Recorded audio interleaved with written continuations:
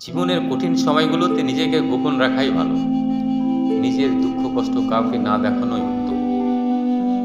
জীবনে যদি কোনো খুব খারাপ সময় আসে, তাহলে নিজের দুঃখ কষ্টগুলো নিজের মাঝে এমনভাবে আড়াল করে রেখো, যেন তোমার গা ঘেঁষে বসে থাকা মানুষটিও টের না পায়। গোপনে ভেঙে গেছে খুব, পুড়ে ছারখার হয়ে গেছে মনের পথ।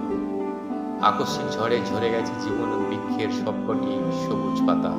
শক্ত হও, নিজেকে বুঝাও, এত সামান্য বাতাসে ঝরে যেতে নেই, ভেঙে যেতে নেই হালকা আঘাতে। কান্না পেলে একা একা গোপনে কাঁদো, তবু নিজের দুঃখ ক্ষতগুলো কাউকে দেখাতে যাবে না।